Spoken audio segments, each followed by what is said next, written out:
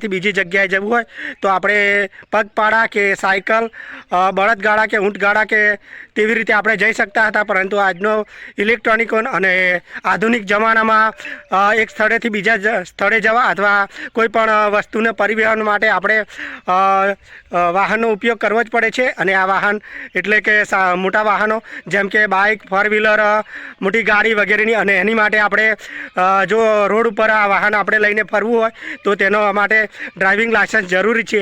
અને એટલા માટે જ આ વિડીયો મિત્રો ડ્રાઇવિંગ લાયસન્સને લગતો જ બનાવે છે. અને ડ્રાઇવિંગ લાયસન્સમાં મિત્રો જે છે આ વિડીયોમાં જોઈ શકો છો. મિત્રો મેં ડ્રાઇવિંગ લાયસન્સ માટે હું જે ઊભો છું એ હું જ છું. અને અત્યારે પીળી લાઇટ છે અને મિત્રો થોડી મિસ્ટેકના કારણે થોડો હું લીલી લાઇટ થયા પછી અટકી ગયો છું. અને ત્યારબાદ હવે મેં મારું રાઉન્ડ શરૂ કર્યું છે. અને મિત્રો રાઉન્ડ 3 રાઉન્ડ, આમ તો આઠડો કહેવાય પરંતુ 3 રાઉન્ડ જેટલા ક્રોસિંગમાં મારવાના હોય છે.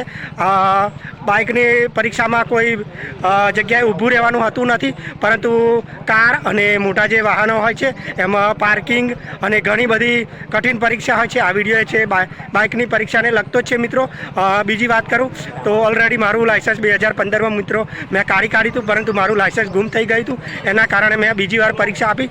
જો કે જે તેના એક મિત્ર હતા તેમને મારું બધા જ કાગળિયા ચેક કરી અને મેં પહેલાં જો કે પ્રયત્ન કર્યા હતા, પરંતુ મારાથી મારું લાયસન્સનો નંબર નીકળ્યો નહોતો. અને જે મારા મિત્ર હતા તેમને મને મદદ કરી ત્યાં આરટીઓમાં, અને તેના કારણે મારું લાયસન્સ તો મળી ગયું છે. પરંતુ મિત્રો આ છે ડ્રાઇવિંગ લાયસન્સની પરીક્ષાની પદ્ધતિ. અને આમાં